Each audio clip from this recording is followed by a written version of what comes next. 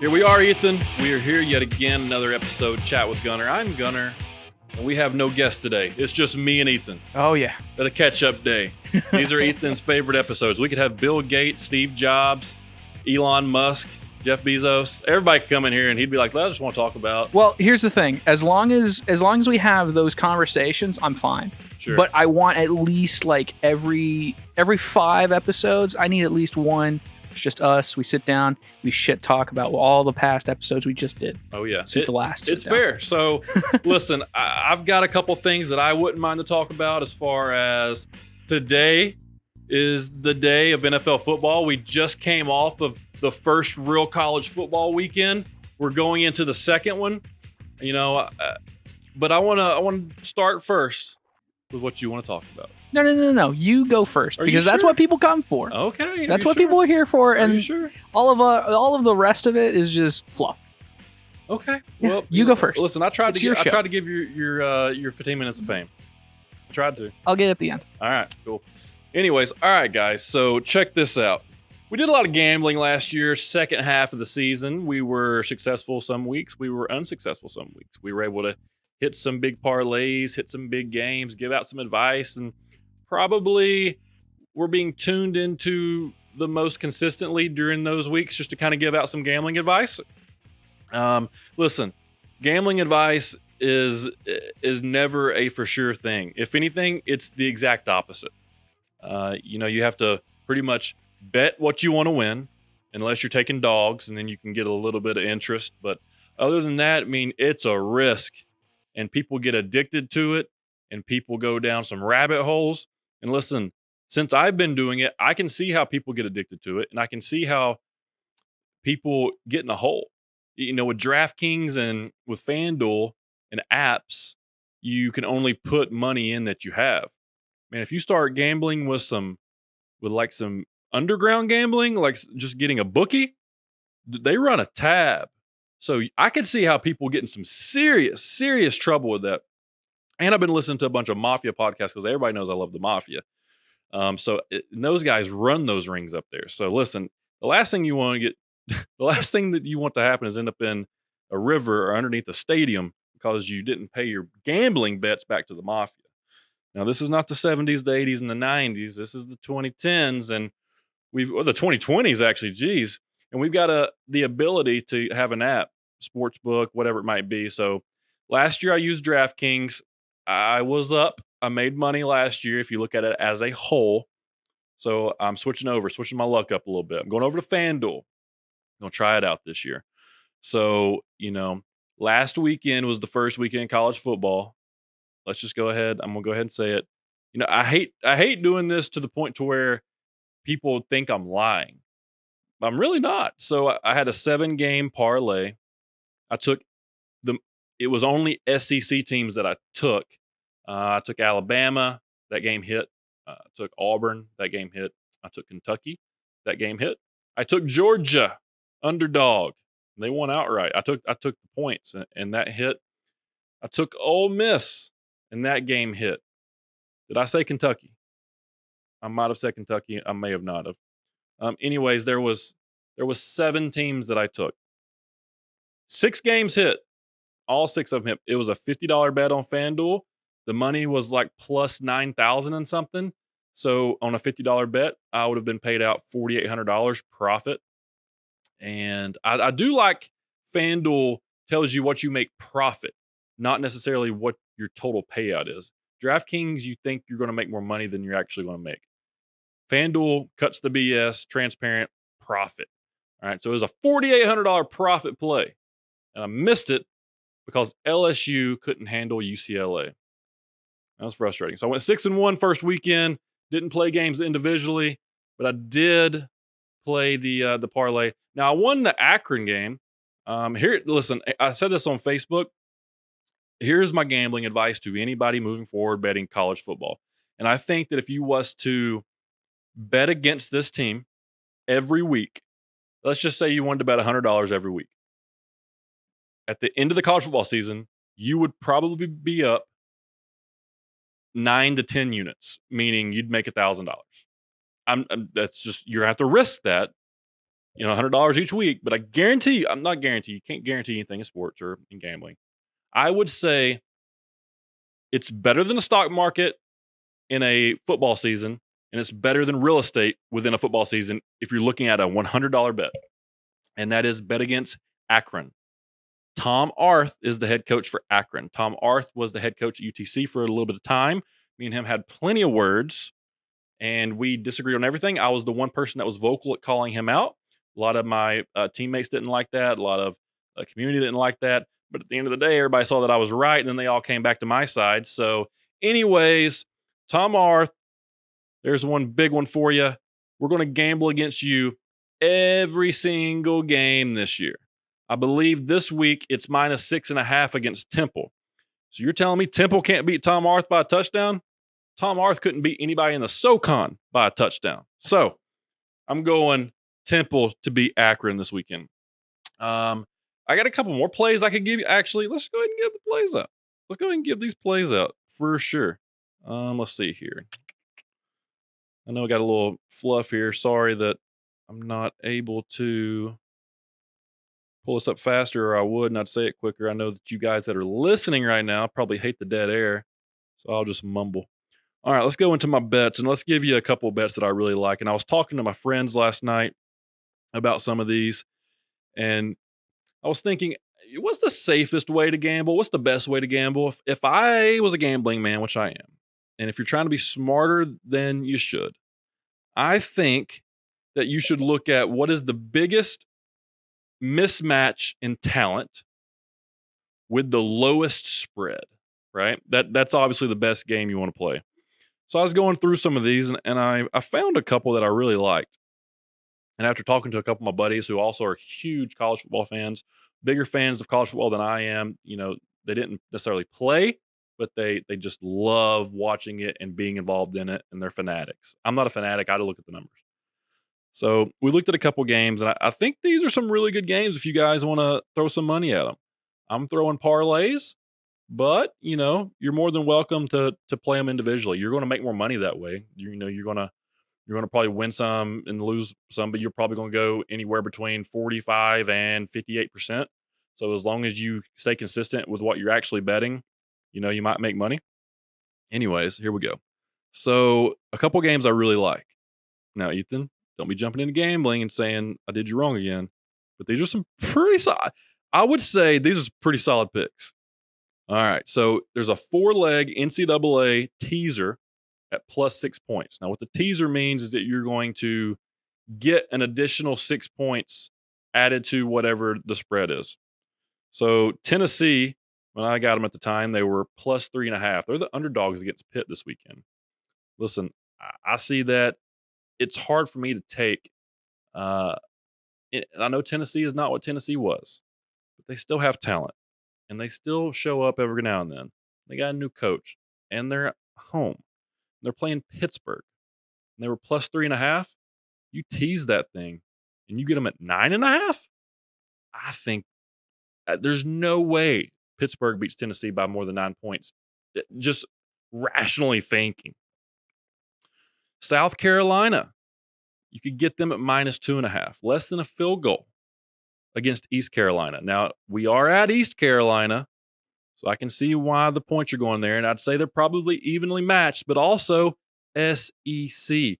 They are the power conference for a reason. You tease that, you get them at +3.5.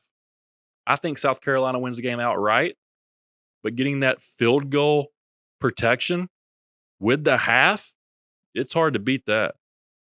Virginia Tech's taking on Middle Tennessee State. Now, listen, I've played in the state of Tennessee. I know University of Tennessee, Middle Tennessee State, Vanderbilt, all these schools, Chattanooga, right? I think if you look at the best records over the past decade, you're probably looking at Chattanooga, one. As far as talent goes, you're looking at Tennessee, one. Then you get that buffer, that in between, the guys that kind of fall through the cracks, they end up at MTSU, right? There's no way MTSU should be able to stay within 13.5 points, 2 touchdowns of Virginia Tech at Virginia Tech. No way. No way. I don't see it happening. I love Virginia Tech -13.5. And then here's one. And here's some advice for you guys moving forward in your gambling futures. Remember, I said this. Air Force versus Navy. Okay. Now, if you're not a football fan and you're just looking at, you see Air Force and Navy and you see points there, you probably think probably don't know what to do, right? If you're a football fan, you've played the game, especially at the Division I level or any level. If you've played the triple option offense, you know that game is going to be fast. Even if your offense is a spread team, you're going up against a triple option offense, the game's going to go fast because they run the ball 90% of the time. And their game plan is 2 yards, 2 yards, 2 yards, 3 yards, 3 yards, 3 yards, 2 yards, 1 yard. Like their game plan is just to move the sticks, keep the clock moving. Well, here's the thing about Air Force and Navy. They both run the triple option. So when you got Air Force versus Navy, Air Force versus Army, Navy versus Army, used to be Georgia Tech in the past, when you have these teams playing each other, the game goes extremely fast. It also, majority of the time, is extremely low scoring. Why? Because those teams practice against that every week in camp. They're used to seeing it. They know how to stop it. So it's either going to be games that are 10-7, 7-3, 14-10, 21-10, something like that, right? And those touchdowns are probably on big plays or driving down the field, punching it in, and taking up 6 to 8 minutes of possession. So you can get the under in total points between both teams at 46.5 if you tease it by 6. Now listen, this bet's not going to make you rich because when you tease a bet, your odds are going to decrease drastically. But in a 4-game parlay, plus 6 points on the teaser, Tennessee plus 9.5, South Carolina plus 3.5, Virginia Tech minus 13.5, and the under in the Air Force Navy game at 46.5. You put $50 on that, the payout is $205 profit. It's hard to beat that. It's a plus 310 bet. So if you bet 100, you're going to win 310. I think that's a good bet. I would say that's my second best parlay, Ethan. Now, this is the one I want you to listen to. This is a good one. I like this one. So this is a 2-leg plus 6 teaser. All right. We're going to tease at 6 points. I think this thing hits outright regardless, but tease it just to be safe. Temple versus Akron. I've already explained why that. The only thing I have to say is Tom R. He's terrible. Can't win ball games. All right. Colorado State versus Vanderbilt. Vanderbilt just got beat by ETSU.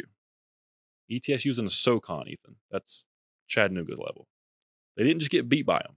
They got throttled by ETSU. It's embarrassing to be in the SEC.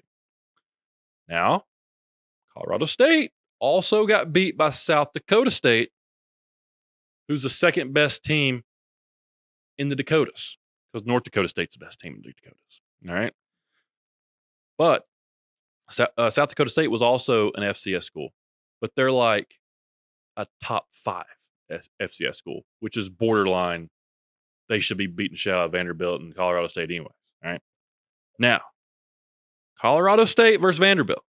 At Colorado State, I like Colorado State. Why? Because Vanderbilt is awful. I mean, they had a girl kicker last year for crying out loud. Not very good. All right. You can tease that. And you can get both those games at minus 0.5 points, which means Temple or Colorado State just have to win. And you can get that at plus 110. So a $40 bet, total payout, $84. Not bad. Not a bad gig there. Now, let's dive deep into it a little bit. Let's have a little fun with this. Let's have a little fun. I love these 7-leg parlays. Why? Because they go plus 9,000. What's that mean? You can bet $50 and make $4,000. Okay, that's what that means. But it also means you can bet $6 and win $551. Now we're talking, Ethan. Now we're where you want to be. You want to bet $5 on a game and win $500? Sure, give it a try.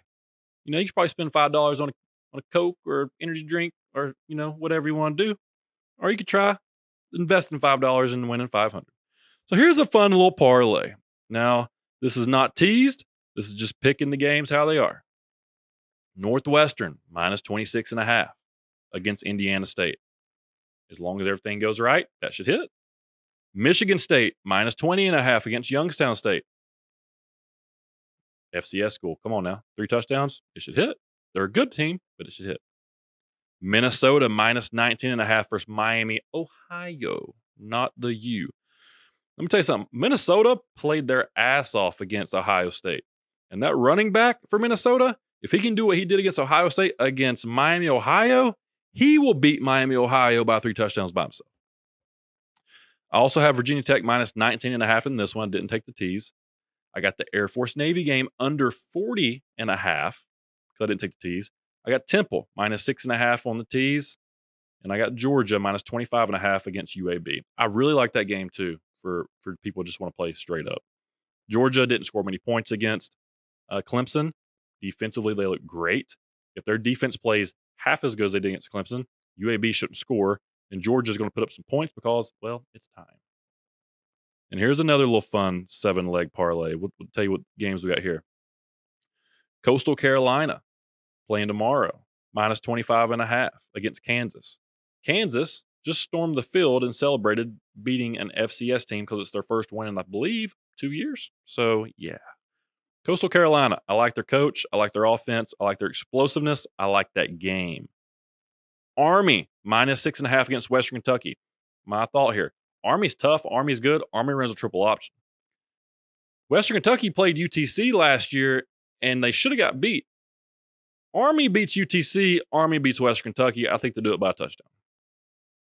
I got Tennessee plus 3.5 right here. I didn't have the T's, so just 3.5. Temple again. If Temple loses, all of my parlays are messed up, but I don't plan on Temple losing because I don't plan on Akron winning a game. Georgia minus 24.5 in this one, a little bit better odds. Texas minus 7.5. Texas is running back, future first-round draft pick, future top 10 draft pick, future number 1 running back taken in the draft.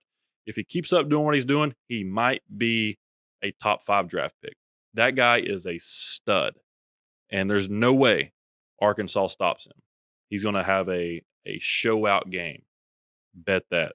And Texas won't send to the SEC, so there's no better way than to put a hurting on a lower mid-level SEC team. And then Liberty. Liberty's tough, man. Hugh Freeze down there in Liberty going up against Troy at Troy, minus 4.5. You're telling me Liberty can't beat Troy by a touchdown? I don't buy it. I like that game. A simple $10 bet on that 7-leg parlay pays out $885. So you're probably asking, are you going to bet any more this weekend? I probably put together an NFL game of some sort. I'm going to put just a tad bit of money on the NFL game tonight, which is I think my best bet. It's the opening day, first game of the NFL. It is the Bucks. It is the Cowboys. It's going to be awesome. Great game. Can't wait to get home. I can't finish this up quick so I can get home and watch it. But I think the play there, the best play is, and the NFL's tough. We know this, but I think the best play there is the first half. And I believe it's minus 24 or 26.5 or 24, 25, whatever it is. I don't think they score over more than 21. They definitely don't score over more than 24 total. I could see 14-7, 14-10. I could see that, but I don't see anything more. So I like the first half under of that game total points. So, and I believe it's like minus 105. So, you got to put some money in to actually win some money. But, as far as I can tell, those are some pretty sound picks as far as gambling goes. But like I said, these guys out here, and what's funny, you got the guy that I really like to listen to, VIP Sports, the guys down there in Vegas, and they do a great, Steve Stevens, they do a great job of promoting their business and selling. They have a little boiler room down there also, and they're selling. And I've had the guys call me and give me picks, and I've paid them for the pick. I've tried that. Never worked out for me that well. I feel like I'm just as good at making picks. I feel like those guys literally just circle something on paper every day and say, that's what we're selling today. No matter what, that's what we're selling. And they have a 50% chance of being right. So let's say they sell and I'm not sure that they do this, but let's just pretend they do. Say they sell 100 customers that day. If they sell 150 of the customers at minus 3.5 and the other 50 customers at plus 3.5, guess what, guys? Half of their customers are correct. Half of their customers are happy with them. The other half, probably not coming back. But you know what the other half are doing? Paying more money to go make more money. That, my friends, is the best scam in selling and making money in the industry. So I'm not saying they do that, but I'm saying that's what I'd do if I was doing that. If you just wanted to steal money from people. So I'm not sure that the VIP sports is the way to go. Listen, those guys are obviously doing the right thing with their business. What just happened? Oh, our screen just went off. Sorry. The new Mac. So anyways, I just don't think that, you can say, I pick games at a 75% rate. That's really hard because, once upon a time, App State beat Michigan. And I guarantee you nobody picked that to happen. So what I'm telling you is those are my picks for this weekend. If you want to use those picks, go ahead and use those picks. I think they're good picks. You know why I think they're good picks? I paid money to have a chance to win more money with those picks. So, of course I do. And I love parlays. They're fun, especially when you have them. Here's a good template for you to spread out a parlay. And I was telling the guys this the other day. If you can, try to pick a Thursday game. Try to pick a Friday game. Try to pick 2 games at noon on Saturday, 2 games at 3:30 on Saturday, and the primetime game. It gives you 7 games. You can bet $10 and win $800, right? Here's the thing. You can cash out at any time as long as you win like 3 of them. So let's say you win the first 6 and you got the primetime game up. You win no matter what because that $10 is going to turn into $800. You know what you can also do? You can bet the other way at $400 and you're going to win $400 no matter what. It's called hedge betting. Okay. I've just learned about it. I was 1 game away from that happening this weekend because I played my cards wrong. Because if LSU would have won Saturday night, what I was going to do is because I had $50 on the rest of the parlay. All Ole Miss had to do was cover 10. So what I was going to do is I was going to drop $2,000 on Louisville to cover the spread because it was a hook. And I would have made $2,000 no matter what. It's free money. I'd have bet $2,050 to win profit over $2,000. Can't beat that. So I think you should set yourself up for success when you're gambling, whether that is scheduling the times that your parlays are. Like you don't want 10 parlays at 3. I would say try to balance it out. An early game, a middle game, and a late game. That way, if you win the first 2, cash out and make what you made. Get that profit and get out of there. Don't risk it all just to say, oh, I made an extra $50 or $100 or whatever. So that's my advice. So I like those picks. If you don't like those picks, and listen, if you want to be real smart, I would just bet exactly the opposite of me. And hell, you might win that too. You never know. You got a 50-50 chance. But other than that, this weekend, T and I, doing our favorite thing to do, we went to the movies. And I would talk her into it. I was like, hey, let's go to the movies. Let's go check out this movie, 10 Rings. I think it's going to be really cool. She likes, Marvel movies regardless. So we go. We did a little lunch before, a little Italian, little Portofino's in East Ridge. We wanted Provino's, but they were closed because they weren't open.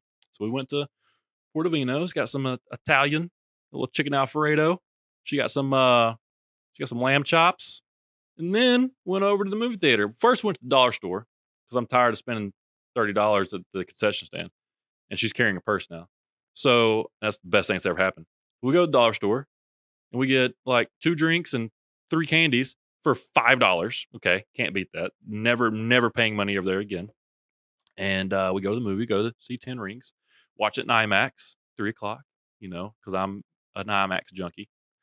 And I'll tell you what, Ethan, the first thing I did, I think I texted you after the movie was over. First thing I did after the movie was over was like, Ethan, this movie is fire.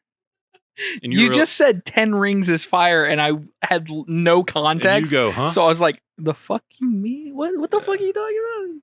And then I was like, oh. Yeah. And then I proceeded to see it.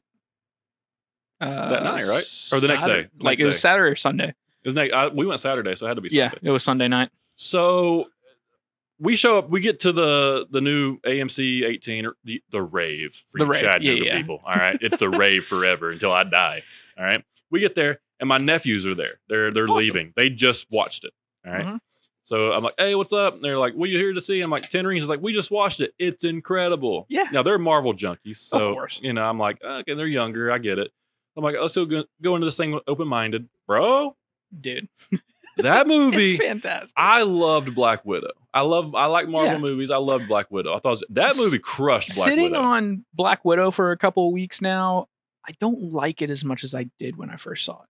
Like, I liked the character work, and like I liked the idea that, you know, Black Widow finally had her own movie. Yeah. You get to actually see her have some development. Sure. But at the same time, it doesn't go anywhere. Like that's where she's where dead. Yeah, I know. That's the thing. Like if that movie had come out in the chronological order, like if it had come out between Civil War and the rest of it, sure, would have been great. Bad timing. I would have loved it, but having a year after Endgame and then having another year because of COVID, just totally ruined the movie. I'm with you. It's not as good as it could have been, and they really, really, really should have just made it when they could have. It lets you know that like Marvel's so good at movies that Marvel can have a halfway bad movie and you still think it's great until you see another great Marvel movie. Because this 10 Rings movie was next level. Dude, okay, so let's talk about it because I loved 10 Rings. I'm just going to say it out loud. My favorite quote is now coming out of 10 Rings, and it's the most simple thing ever. I'll say it in a minute. Go ahead.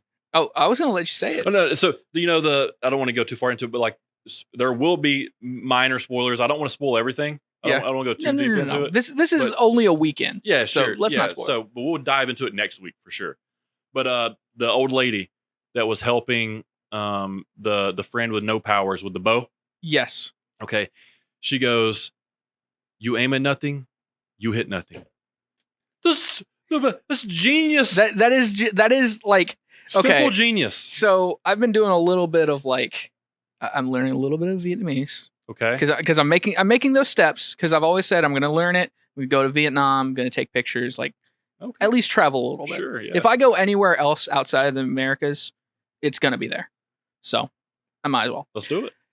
Well, I've been doing some dives on like family history and stuff like that. I still don't know anything about my Vietnamese family. I know that they were Southern Vietnamese, which is the cool Vietnamese. Yep. Very cool Vietnamese. Mm-hmm. But I've been doing a lot of meditation again. Ooh. Like I quit meditating for a while because I just kind of felt like, you know what, I'm in a good space. I don't necessarily need it, but I've been doing it a lot more now. I found this guy. His name is Johnny. It's like Verdunk or something like that. Johnny Bananas. No. No. Let me try and find it while I'm talking. But John Vervaeke. Okay. I heard about him on Tim Pool. Somebody was talking about, you know, mysticism and finding your inner self and just being at peace, especially with the world being as it is. Yeah. If you can at least escape to within your own mind and find peace, you're going to be okay. Yeah. And then, you know what? I couldn't disagree less. I'm with you. So I've been doing a little bit of mysticism and stuff, and those kind of quotes have come up a lot lately. Of just, if you don't aim, you're never gonna hit anything. Simple brilliance. I mean, come on. It's just this movie. Very much, it is very much a Bruce Lee kind of movie. It is very much a Jackie Chan kind of movie. Yeah. It's like the very. It's a crop dusting of Asian culture. Does that make sense? Yeah. So it's the most American version of Asian film. Yes. And I say that because at the very beginning, they're only speaking Japanese and it's in subtitles. It's Chinese. Whatever it is. Chinese, Japanese, what the hell it is. It's racist now, God. It's not racist. It's over their ease, okay? Yes. That was what I actually really liked about it, was like they didn't just talk English the entire movie. Like very early in the movie, Shang-Chi and his friend Aquafina, Katie, that's her name. So. Yeah, Katie.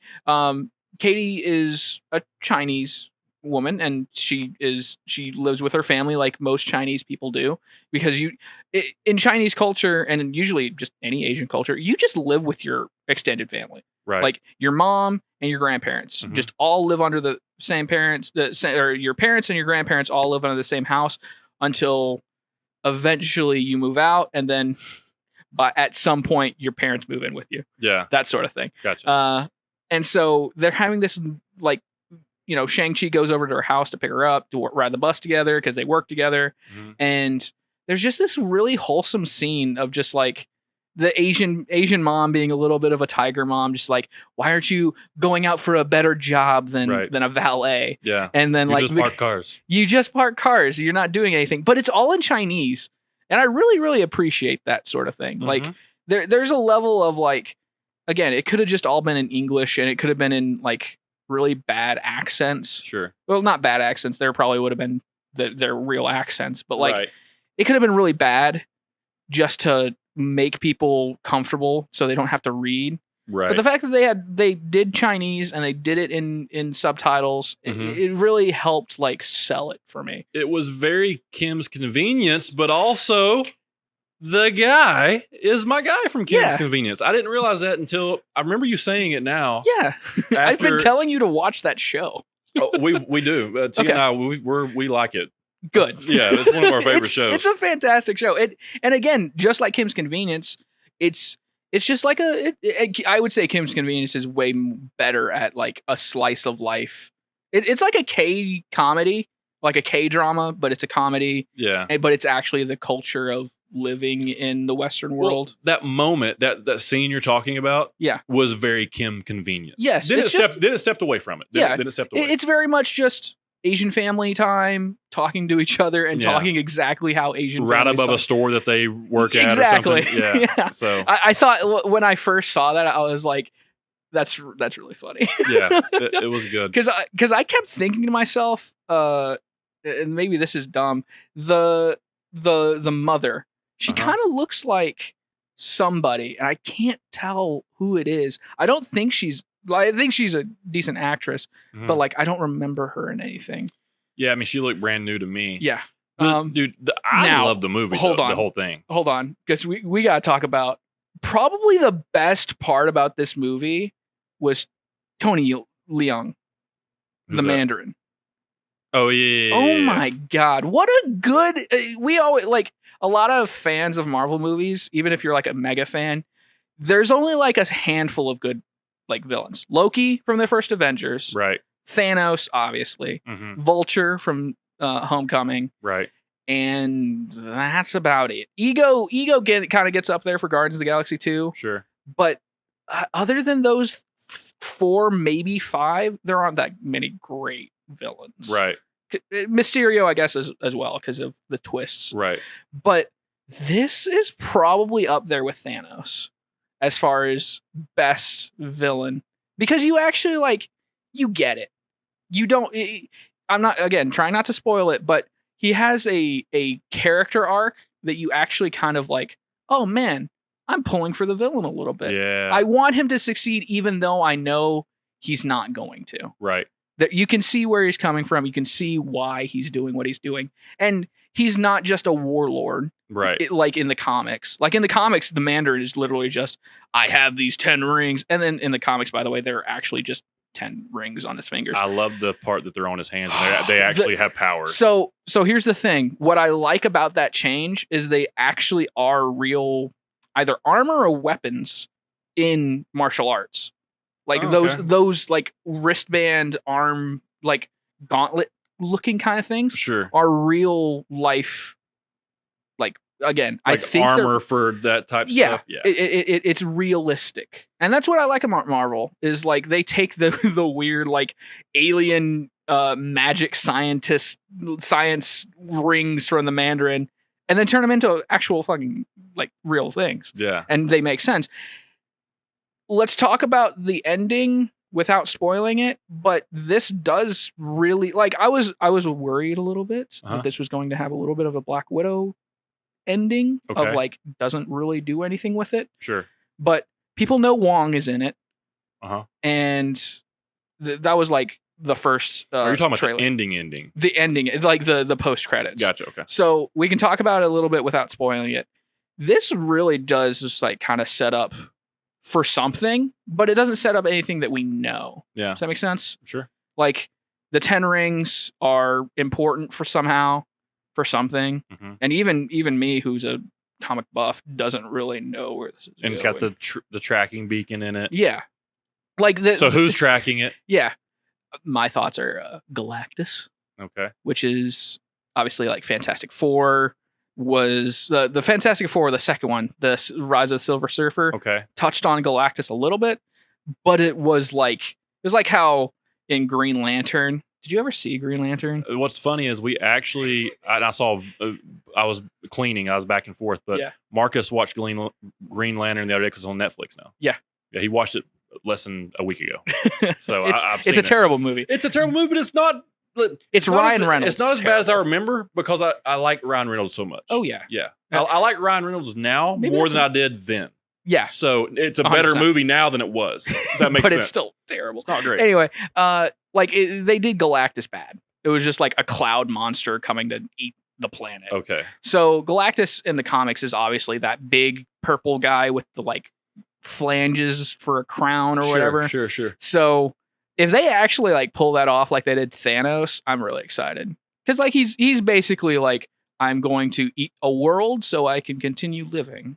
Yeah. Sort of guy. Okay. Gotcha. And having a Silver Surfer would be awesome because he's an interesting character. Yeah. But that just means we have to have a Fantastic Four. A better one. A good one. A good Marvel one. And honestly, John Krasinski as Mr. Fantastic would be... Ooh, that'd be great. Without making a pun, freaking fantastic. Yeah, that'd be great. You know who would be... who was it? Oh, you know who'd be great is the Thing? Yeah. And they already mentioned it. They asked him in an interview here recently. So I don't know if they have some insider scoop, but it's perfect. And it's not anybody of who you think it is. I was going to say, me and Chris joked that he should go try out for it.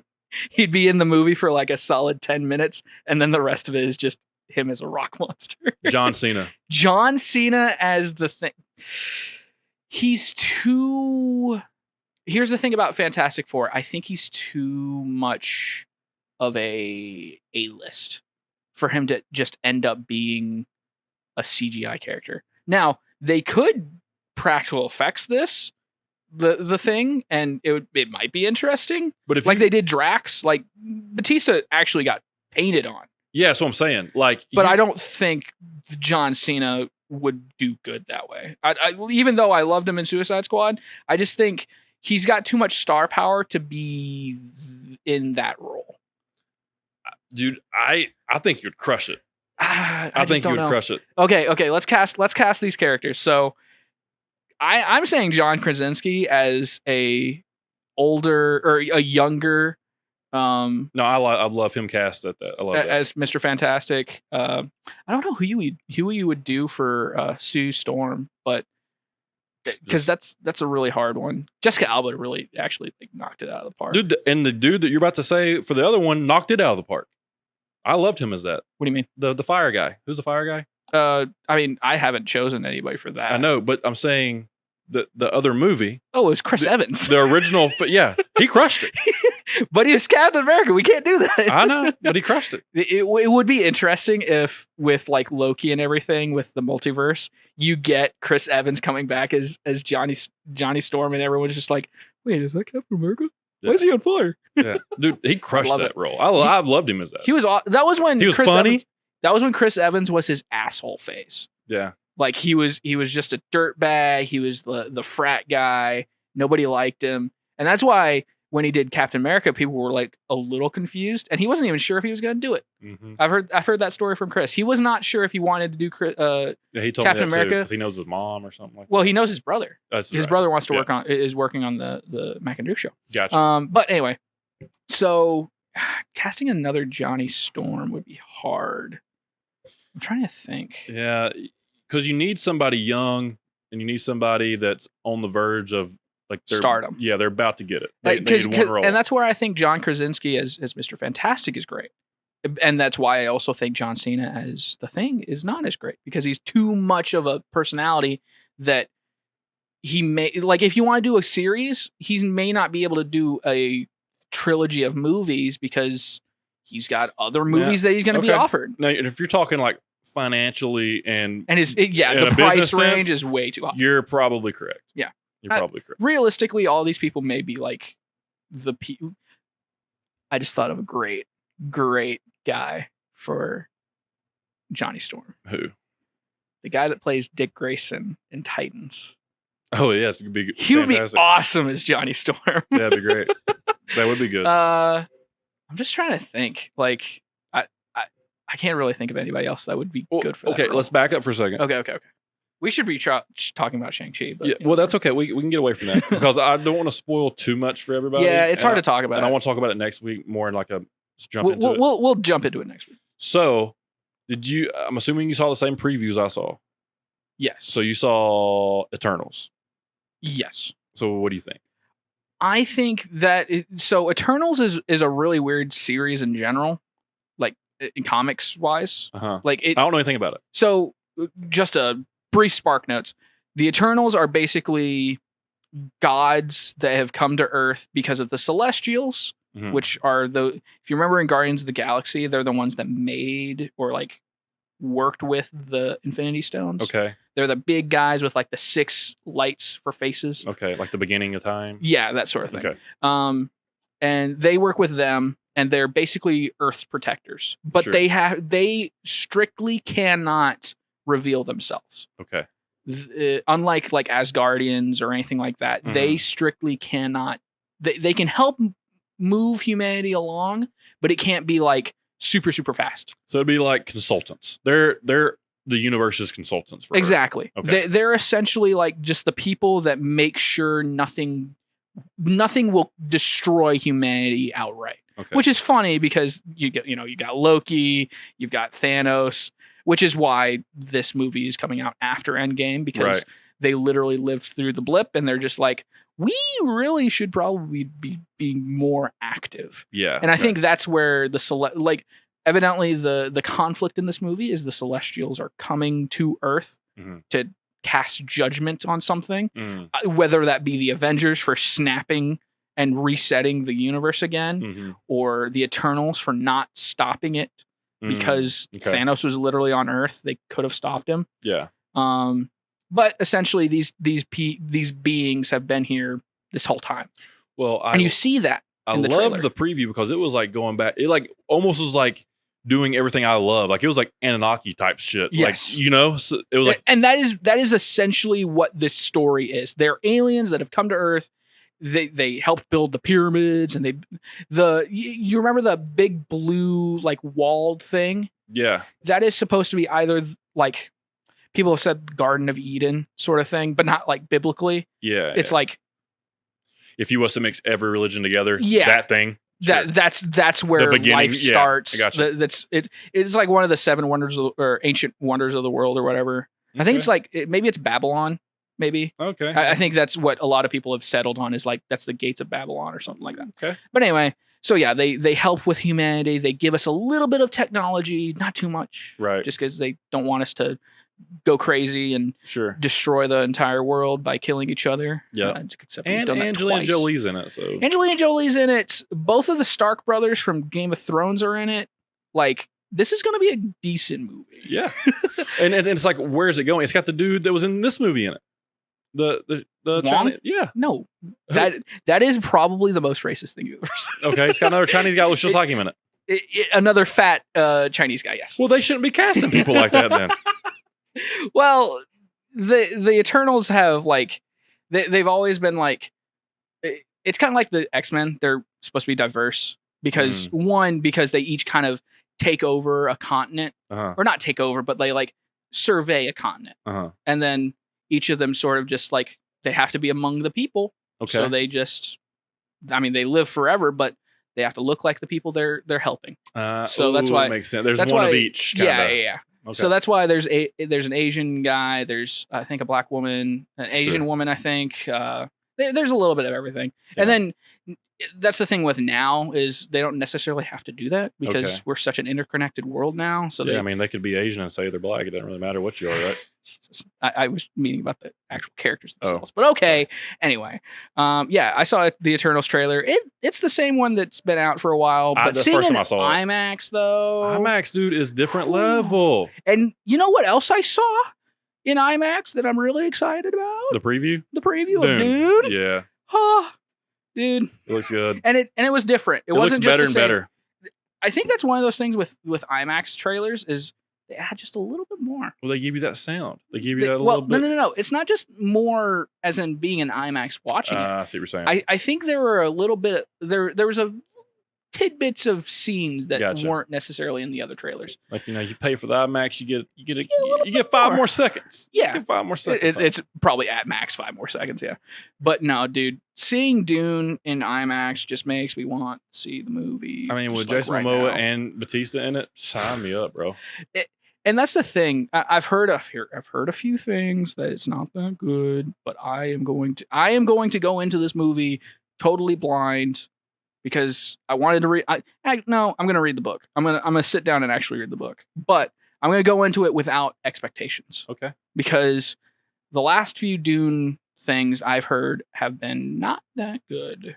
Well, listen, you're probably hearing those from diehard Dune fans that want the greatest Not movie of all necessarily just time. movie fans, but they're from like the 80s. Mm. So that's where like I think even the director or like the writer, the author of the books has said like, we tried this, it failed, but it failed well because we found out what we could and could not do with the technological restraints we had, and now we have lots of money to throw into a movie that's going to be basically word for word, which is exciting.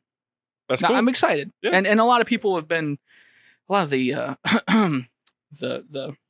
the shitty people on the internet have been ragging on it because it doesn't look that good. It looks like a white savior story. Fuck off. Okay. Well, listen. Fortunately enough, in business, I've been so busy in the past couple of weeks that I haven't had time to deal with critics or the trolls online. Yeah. In life, let me tell you something.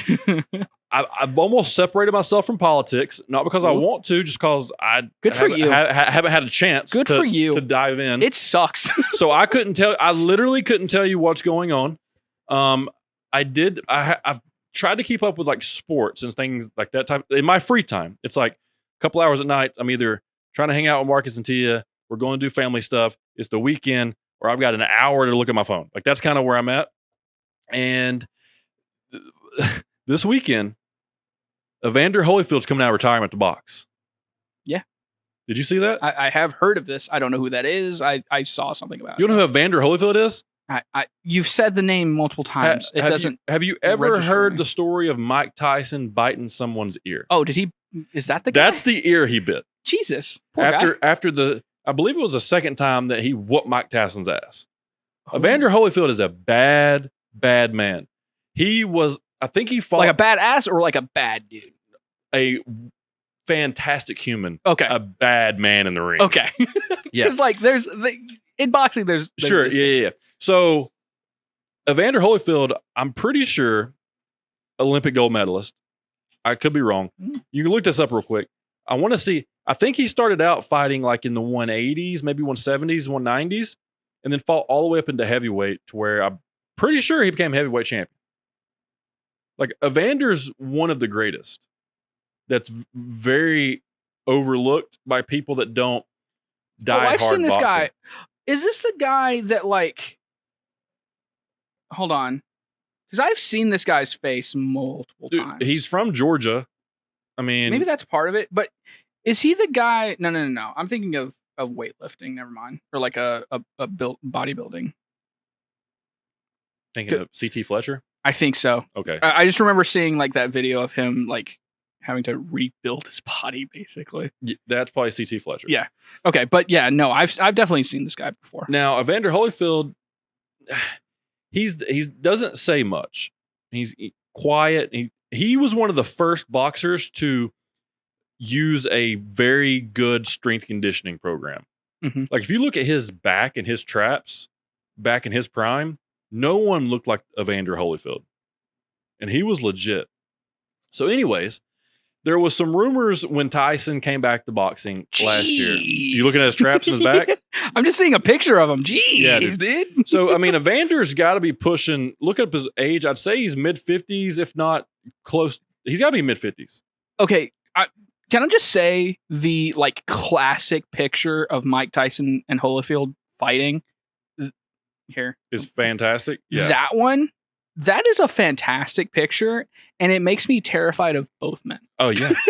And the sad part, the crazy thing is that one of them was better than the other one. Like, you know, like you got to imagine those two guys just breaking out into a brawl at a bar. Yeah, no. And you accidentally get hit with a left hook. That is the kind of fight that you need to be like 20 feet away from. Yeah. And then Lennox Lewis would piece both of them up because he's just taller and keep them at reach. I mean, boxing during the 90s, that was boxing during the 90s. Lennox Lewis, Mike Tyson, and Evander Holyfield. That was boxing in the 90s. Anyways, so the rumor was when Tyson was talking about doing a comeback fight in, you know, last year that he did against Roy Jones Jr., which was good, by the way.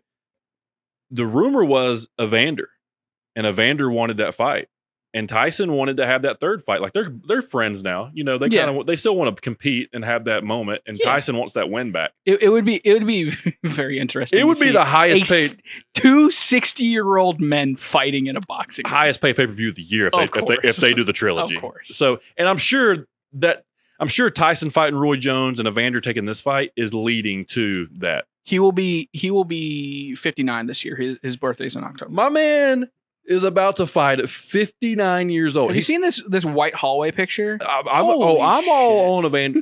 Evander has stayed in good shape, right? Yeah. But he's almost 60. There's this time in an athlete's career. That's why they say that you hit your prime in your late 20s, early 30s, right? Mm-hmm. And there's a time in an athlete's career that if you stop doing what you're doing, your body stops doing what it's doing. Okay. So if you watch film on Evander in the 90s, the body is not too different. Hold on. Is this new? What? What are you looking at? Do you know who's calling the fight? This is where I'm going. Okay. This is where Continue. This is where I'm going. So I went to the politics and into this. Yes. Okay, so Evander looks great for 60. Name a 60-year-old that looks better than him that's natural. I mean, even how old is Arnold? In his 70s, and he's not natural. Yeah, no. Sylvester in his 70s, not natural. Yeah. Any of those guys in their 70s, not natural. And even if you put Evander Holyfield on TRT, I consider that natural because he's no longer producing testosterone. He's 60 years old. Okay. I mean, yeah. TRT is natural for those guys. Right. And it's Triller. So it's another one of those crazy events. Oh, it's a Triller event? It's a Triller event. It's going to be a crazy event. I'm going to get suckered into behind this shit again. Yeah, you are. Am I going to have to... I got to come over. So if Tia's working, we can do this thing. I'm sure it's a Sunday.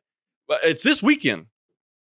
Is it the... I'll look it up. Is it Saturday or Sunday? Anyways, if it's Saturday, I'm busy. But Sunday, we can make it work. Hell yeah. So it's Evander Holyfield versus Vitor Belfort. Okay? Now, if you don't know who Vitor Belfort is, Vitor Belfort is a staple in the early years of UFC. He was like the youngest heavyweight champion. It's Saturday. So he's the youngest heavyweight champion. Vitor Belfort was an animal in the UFC. It came out of nowhere, had hands, built like a Greek god, young, good looking, animal in the UFC, okay? And then there was a time frame in the UFC where drug testing was not necessarily a thing, right? And there's this term in the MMA community, and Joe Rogan talks about it all the time, but he calls Vitor Belfort, there's two different Vitor Belforts. There's TRT Vitor, which is performancely enhanced Vitor, and there's Vitor Belfort. TRT Vitor has a different skin color. I see this. Oh my gosh. He looks better. He looks different. Then there's normal Vitor, who fought for a couple times and he had a losing record and got beat by John Jones and all this stuff. But TRT Vitor ran through people. And let me tell you something. Triller is not drug testing. And if you look at Vitor Belfort now, he's probably late. He's got to be in his 40s. He's 43. He's 43 fighting a 60-year-old man in the main event. Or at least close to it. Okay, he was 43 last year. He's probably 44 now. 44 and looking incredible for 44. Probably on some TRT if I had to guess. And his kids are stud athletes too, by the way. But anyways, he's fighting Evander Holyfield, a 60-year-old man, in the main event of his comeback fight. Now, here's the thing. The MMA people are going to say Vitor's going to run through Evander. His hand speed's better. His power's better. All this stuff's better. Vitor Belfort could box for the next 20 years, and he will never know what Evander Holyfield could forget in one night. So it's interesting. It's probably going to be an 8-round, 2-minute fight, I'm assuming. 8-round, 2-minute rounds. Vitor Belfort wants to fight Jake Paul and Logan Paul on the same card. Now, take all my money. Yeah. He said, listen, they can alternate rounds, and I don't know if they'll get out of the fight. That's what he said. That would be awesome. Yeah, that'd be incredible. And whatever. So, but here's the best part of the fight. So Evander Holyfield, 60 years old, legend in boxing, one of the greatest of all time. It's gonna be great. I'd pay, if it was $50 pay-per-view, I'm paying for it just for Evander. He could be fighting anyone. You put him against Vitor Belfort, one of my favorites in MMA. TRT Vitor, one of my favorites. Give me $50. I'll take it. If Vitor's fighting, I'm paying money to see it, right? The best part of all of this, Donald Trump in attendance, live commentating the fight. Oh my God, he just punched his lights out. Best part about this, Evander Holyfield headlined several Trump boxing fights, like at the Trump Plaza or whatever. Yeah. So, dude, take all my money. First of all, you get an on-air podcast with Donald Trump. Basically. The first one since he's been in the White House. Been out of the White House. And you get to watch Evander Holyfield at 60 years old come back and fight. And you get to watch Vitor Belfort back on steroids fight a 60-year-old man with a 70-year-old man comment. Sign me up with all this. All of it. This sounds like people just wanted to, like, it sounds like something 7-year-olds would make up. Like, that's oh Triller. my gosh. That's Triller's company. Yeah. Oh my gosh. Let's take Evander Holyfield, the greatest boxer of all time, and then put him up against the best MMA fighter this past decade. Yeah, and then Donald Trump is commentating. The best president. The best ever. Because they're all three not really the best, but some people probably consider them that. Yeah. And the best part, and I keep saying best, the co-main event is Anderson Silva, one of the greatest, probably some people would say the GOAT of MMA when he was in his prime. Anderson Silva versus Tito Ortiz, who's also, oh my God. Yeah. And they're boxing. They're not doing MMA. Dude, like, take all my money for that. It's going to be incredible. So tell me something. Because last time we dealt with like Triller and all that dumb stuff was the Logan and Jake Paul fights. Sure. For Belfort and Holyfield, Holyfield, he just wants to compete. I get it. He wants to. He still looks like he's in his prime. Okay, let me tell real quick context. Okay. Vitor Belfort's been training for this fight for months, and it was going to be against some other person, like a YouTuber or something. Okay. They pulled out. I keep forgetting who the person is.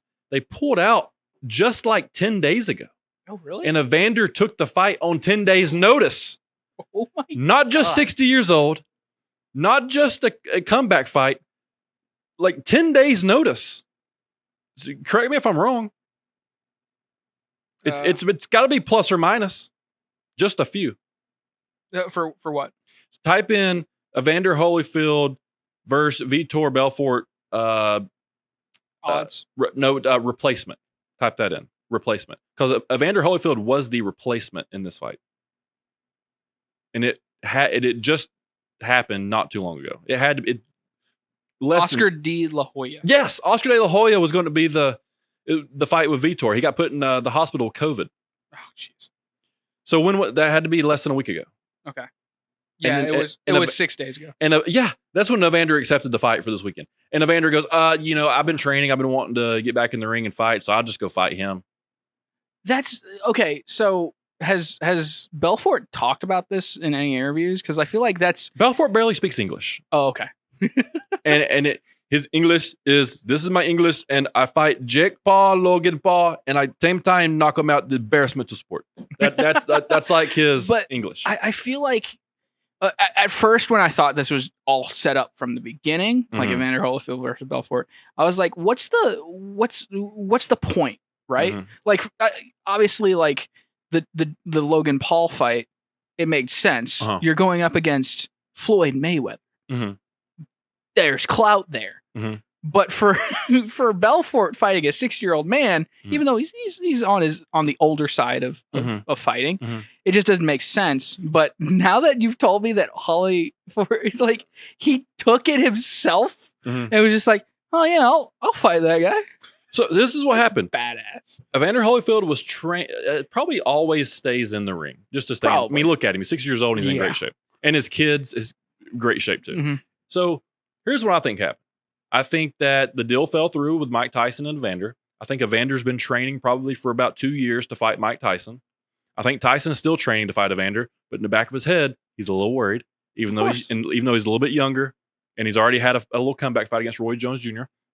I think Tyson goes, hey, I need you to get a fight to do something, and then we'll set something up if you perform well, hoping that he doesn't. Yeah. And then Evander can't get anybody to fight him because he can't get commissioned.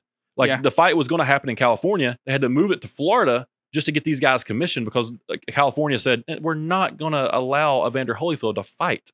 Yeah. He's 60 years old and, he's a little punch drunk a little bit. Like Evander, maybe a little bit. Like Mike Tyson comes off as, I'm a stoner, I do some DMT, but Tyson intellectually in his own weird way is there. Oh yeah, he's super Tyson's smart. there, and when you watch him train, he has pop. He's explosive. He's hit the bag. Like I'm not fighting Mike Tyson. That's what I'm saying. I see videos of Evander Holyfield. I'm like, I might have a chance. I know I probably don't, but I just think I might. And you see pictures of Vitor. Vitor's hitting the bags hard, but Vitor's not a boxer. He's trained striking his whole life, but he's an MMA guy. I think that's where it actually evens out a lot more. I think so too. So now for a 60-year-old man to beat a guy that's 20 years younger than him, I don't know. Listen, a 60-year-old man beating a 40-year-old man, no matter what the difference is in anything, that shouldn't happen. Yeah. Right? But we're about to find out, and I'm excited about it. Because you know why I'm excited? Because if Evander Holyfield looks halfway decent, and they give him either a draw or a win in this fight, the next fight is Mike Tyson versus Evander Holyfield. You don't think if he loses, Mike Tyson's gonna be like, yeah, sure, we'll fight? They might do like an exhibition, but what's the point at that? Yeah. Why would you want to? If he comes out and he looks slow and he can't move around that well, and he gets on his interview and he's punch drunk, like makes sense. That's a bad look. It's like, and then they'll probably put an end to all this stuff. Like, listen, no more old guys can box. Yeah. All right. And that's what gives the legends a bad rap. Like, there's been several companies want to come up with a legends league because, and Connor said this too, and I agree to it. So just because you get out of your prime and you're not chasing world championships anymore against the best people on the planet doesn't mean there's not competition for you to fight. You just have to fight someone at the same level of competition with the same skill set, the same age, the same size, and it's all fine. Yeah. Roy Jones Jr. and Mike Tyson. That was fine. They went out there and they boxed. They both were kind of in the same league. Okay. All right. Same age bracket, wide bracket, but same age bracket. Now you look at Evander and Mike. I think Mike's 55 and Evander's pushing 60. 58. Okay, so 55 and 58? Okay, so that's a very good bracket. The only thing is, we've seen Mike. We've seen him hit the bags. We know he's there. What's Evander got? Like, what? I'm not seeing anything of him hitting the bags. I'm seeing him doing some shadow boxing and hitting the mitts. Anybody can look good at hitting the mitts because the guy hitting the mitts can make you look faster than you actually are. I want to know how Evander looks. So I'm excited to see that. I will pay money to see that. And if he looks decent, halfway decent, they better do Mike Tyson versus Evander Holyfield. Yeah. and I'm going to that fight. If he's like competent, I still think you do it. Listen to this. If Mike Tyson fights Evander Holyfield in 2022, I am going. We are going to that fight. I will go to. I mean, you can't. How do you pass that up? Two of the craziest fights from the 90s taking place in 2022. I was less than 6 years old. And now I get to watch it as an adult? Bro. Oh my God. Get out of here. So there's that. Yeah. And then a bunch of football this weekend. Other than Shang-Chi and being wrong screen. You had something you brought up, and this is where it goes back to me saying I've been out of the loop for about 2 weeks about stuff I don't care about. Can someone in the blue hell tell me what's going on with Blue's Clues? Dude, okay. And then we're going close. Okay. I've got one other thing before we close. But, dude, have you seen the video? No. Okay. Blue's Clues, 25 years. That's the simple part of this. Okay. Blue's Clues is 25 years old this year. Yeah, because I watched it when I was 5. Exactly. Okay. You might be a little too old for Blue's Clues, but no, I watched it. It was on TV. You watched it? Yeah, I watched it. I watched the thing. Okay. So, like 2 or 3 days ago, Nickelodeon Junior or Nickelodeon Prime, I think it's just Nickelodeon itself, put out a video on either TikTok or Twitter or something like that, and it's literally just the couch or like the wallpaper from the Blue's Clues house. Okay. And it's just Steve. And he pops up and he's like, "Hey, it's me, Steve." And he just starts talking. And I'm going to show you this video before we leave because I want to see your reaction. Okay. But it's literally just Steve, all grown up, because obviously you know he was a grown up back then, but he's playing a kid, right? Yeah, in his 20s or whatever. Yeah. But he talks about like, "Hey, it's been a long time. I went off to college. That was great. It was awesome. But maybe that was a little too sudden for some of you," or something like that. And he talks like he talked on Blue's Clues, but he doesn't necessarily talk to you like you're a kid. It's like he's talking to his 25 to 30-year-old like audience. iCarly. Yes. Okay. And it's just like the most wholesome thing ever of just like, it's been a long time. And there's a line that I'm not going to say because I want you to see it. But I'm going to be honest with you. Literally everyone I've talked to that have seen this, everyone cried. Because they got like nostalgia and emotional from nostalgia. Okay. So I'm assuming Blue's Clues was more of a big deal for you. Oh, yeah. 100%. Because I was literally like, if it's 25 years old this year, it came out a year before I was born. So it was in its prime when I was growing up. Okay. Did they not replace the guy? They did. And continue doing it? So here's the timeline. Steve was Blue's Clues guy for X amount of years. Probably, I'd say right around 2002, 2003, Steve leaves. Okay, so and it's his brother Joe.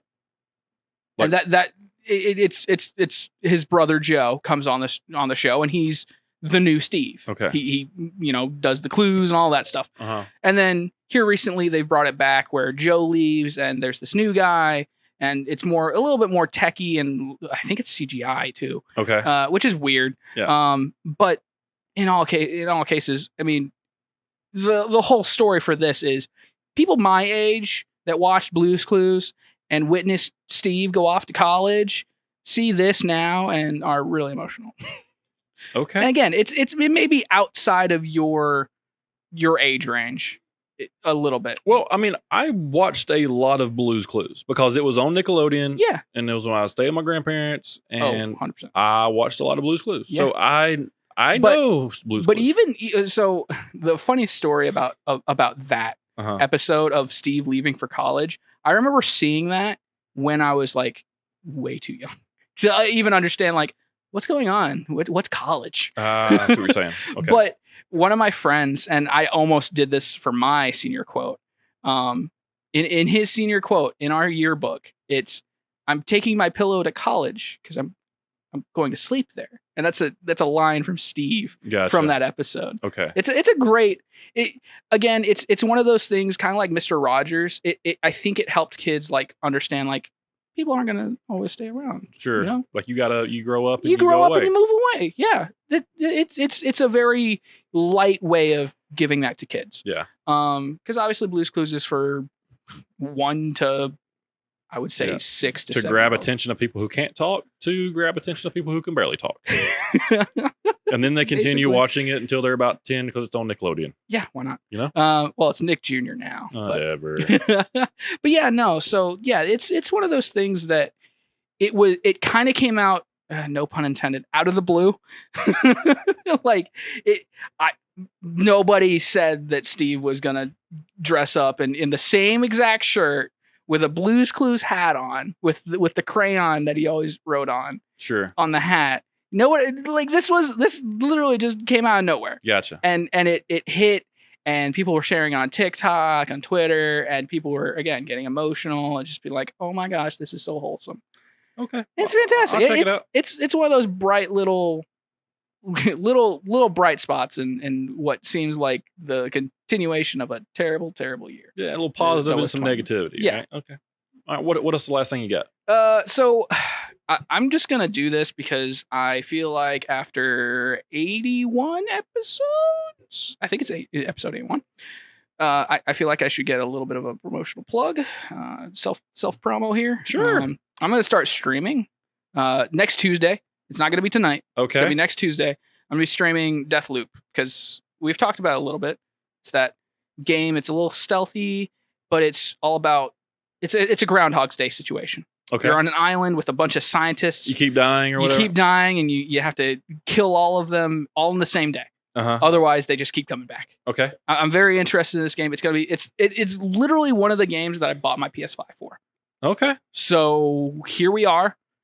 It's almost here. I'm going to start streaming. I'm coming up with a new streaming name on Twitch. And I think what I'm going to do is like I'm going to stream but record it. Maybe like a 2-hour, 3-hour stream, and then just straight up upload it to YouTube. No big fancy editing or like editing it down to 15 minutes. I'm just really just gonna upload it to YouTube. So you're going to have a Twitch account. Yep. And you're going to stream on there so they can watch it live. Yes. And then you're going to take that for the people who don't have Twitch and put it on YouTube if they want to watch it. Yep. That's awesome. And it's basically just an archive for all the streams. Yeah, dude. And I mean, we hit 1,000 subscribers here. If I could just get 100 viewers and I stream for, I think, 10 hours, I'd become Twitch partnered. So yeah, on the Twitch side of it. Yeah. Let's go. Let's do it. Let's do it. I mean, if we can get 1,000 subscribers on the YouTube channel too, that's even better. Yeah. Well, so yeah, we'll just start plugging that at the beginning and end of each show or whatever we got to do. Well, we don't have to plug it in the show. Why not? I mean, we can at the end of the show. Okay, we can do that. Because I mean, we'll talk some analytics at the end of the show based on your previous day's performance. Yeah. We'll be like, hey, how'd it go? Did you get you had 5? Okay. You got 7 this week? Okay. That's the thing. Like, I do not expect to blow up or anything like that. I am literally just doing this because I want to do something consistently. Sure. It's going to be 3 days a week. I'm going to stream. Oh, and wow. the 3 other days a week, I'm going to go to the gym. Look at you. Where'd this come from? It's literally been on my mind. Like, I have said for the longest of times, I want to stream. I don't need to make money off of it. I make decent money. Uh-huh. I can live off of my own means. I don't have to spend a lot of money to live. Uh-huh. But if I can get Twitch partnered, it's an achievement, just like the YouTube. It's an achievement. Dude, it's awesome. It's a goal. And how many people can you talk to today and say, hey, are you Twitch partners? No. I can tell you right now, I know one person that's like a YouTube partner. Yeah, exactly. It's me and you. Well, no. Well, I guess I know 2. So Nico, he's got the Back to Life. Yeah. He's got a big one in town. But the other than that, I don't know anybody that's a YouTube partner. No. They might have 1,000 subscribers, but not have the hours watched. They might have the hours watched, but not the subscribers. And they might have both, but not in the time frame. Yeah. So and that's one of those things where, for me, it's when I think about going on streaming and stuff. I mean, one, I'm gonna fix my office up in here, so it's really like just a broom closet at this point with a desk and my computer in it. Okay. But if I can get it spruced up a little bit, clean it up, put a sofa in there, put a TV and my PS5 in there, I can just have a streaming setup that I have nothing to worry about. Dude. So I'm all in. I'm all in for you doing something. Oh yeah. So yeah, that's a thing. I'll probably start posting on Facebook or something about it. But again, it's not because I want to be Twitch partnered. Yeah. It's just I want to do something consistently and Right. I play enough video games. I might as well have fun with people watching me play video games. Sure, and you can build a little community, a little tribe. And it's one of those things that like I play too many multiplayer games. Mhm. I need to have those games where I just like sit down and I learn it. I have a story put out in front of me, Mhm. and then I finish it and I talk about it with some people and go home. And that's one of those things where, I mean, I live alone. I don't have any social interaction otherwise. Right. Might as well stream so people can watch me and I have love fun. it. And guess what? You know what? Worst case scenario, nobody watches it. Best case scenario, You watch it. No, a million people watch it. Yeah. That's the thing. Like, I have no qualms. Here's the thing. Best case scenario, enough people watch it that I can buy my video games for free. It pays off itself. Look at that. Yeah. Or I buy a new computer so I don't have to worry about crashes. I love it. I love it. So, all right. Well, let's that's exciting. I'm excited about it. So let's get out of here. Subscribe to the YouTube. Let's like the YouTube. Let's leave comments. Listen, I figured out this algorithm thing. I'm completely BSing you. I haven't figured out anything about the algorithm, but I did hear in a video about people talking about the algorithm things that know more than I do, and I'll just re-say it. The more comments you get, the more likes you get, the more dislikes you get, the more hateful comments you get, doesn't matter what it is. As long as you get a bunch of comments and a bunch of buttons pressed on either like or dislike, the algorithm goes up. So really, all we need you to do is interact. Subscribe, bell notification, like or dislike, could care less. Comment a positive thing or comment a negative thing, also could care less. That's 6 options. And you can be as mean as you want to us, or you can be as nice as you want to us, or you can be neutral. Who cares? Just do something. Interaction is what matters. Spotify, just go listen. If you want to go to Buzzsprout and where you grab things, I don't even know how you do that, but you can go over there. And then Apple Podcasts. So you can leave a review on there. We're still several away from 100. It's like we got to 75 and everybody was like, okay, bye. So it is what it is. But listen, this is a great time. This is a fun time. If you ask anyone who knows me, especially Tia, she knows that I always have something in my ear playing, whether it's a podcast, an audio book, a documentary. So I love listening. That's how I learn. And then, this is fun. It gives me a chance to come catch up with Ethan once a week and, sometimes bring guests in and converse with them and just have people of all types of all different walks of life. So this is fun. I enjoy it. I'm glad you guys seem to, some watch it, some don't, whatever.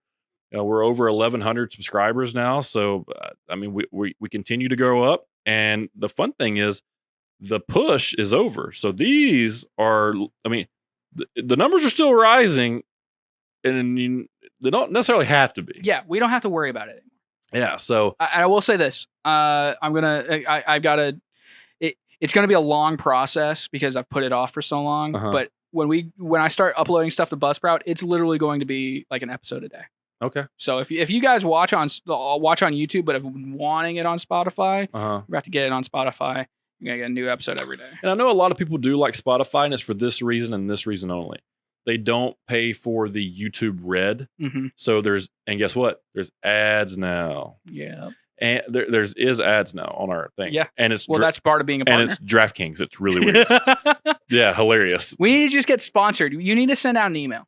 Well, I need to talk to you, and I'll say it right here. So we're at a point now. I said when we get to 1,000, I didn't think it'd be this soon. I said when we get to 1,000, I want to start going after sponsorships. So moving forward, we will start going after sponsorships. So we're going to start local. Then I'm going to start branching out to businesses that I just kind of talk to and sales in general. And I'm not going to ask for anything crazy. I would rather have a bunch of sponsors for less money than one sponsor with a lot of money. Because I don't want that one sponsor to think that I'm about to generate all of this revenue for them.